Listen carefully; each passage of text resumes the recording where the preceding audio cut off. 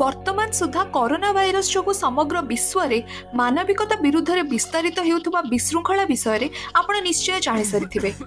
ଯଦି କାହାକୁ କାଶ କିମ୍ବା ଛିଙ୍କ ହେଉଛି ବା ଏହି ଭାଇରସରେ ପୀଡ଼ିତ ଅଛନ୍ତି, ତେବେ ଏହି ଭାଇରସ ପାଟିରୁ ବାୟୁକୁ ଯାଇପାରେ। ଯଦି ଆପଣ ତାଙ୍କ ନିକଟରେ ଅଛନ୍ତି ଏବଂ ଭାଇରସ ଯୁକ୍ତ ବାୟୁରେ ନିଶ୍ୱାସ ନିଅନ୍ତି, ତେବେ ଏହା ଆପଣଙ୍କ ଶରୀରରେ ପ୍ରବେଶ କରିପାରେ ଏବଂ ଆପଣଙ୍କୁ ବହୁତ ଅସୁସ୍ଥ କରିପାରେ।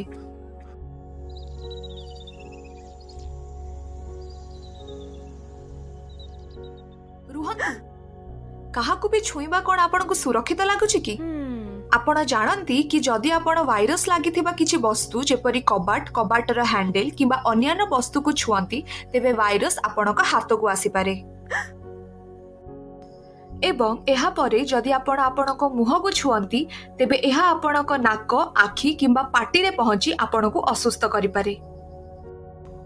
ଏଥିପାଇଁ ଏକ ଭଲ ଉପାୟ ଯାହା ଡାକ୍ତରମାନଙ୍କ ଦ୍ୱାରା ଗ୍ରହଣୀୟ, ତାହା ହେଉଛି ଯଦି ଆପଣ ମାସ୍କ ପିନ୍ଧନ୍ତି, ତେବେ ଆପଣ ଭାଇରସରୁ ରକ୍ଷା ପାଇପାରିବେ।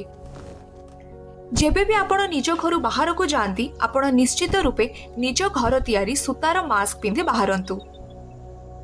ଯଦି ଆପଣ ଅସୁସ୍ଥ ଅଛନ୍ତି କିମ୍ବା ଅସୁସ୍ଥ ବ୍ୟକ୍ତିଙ୍କ ଯତ୍ନ ନେଉଛନ୍ତି, ତେବେ ଆପଣଙ୍କୁ ଏକ ସର୍ଜିକାଲ ମାସ୍କର ଆବଶ୍ୟକତା ରହିଛି।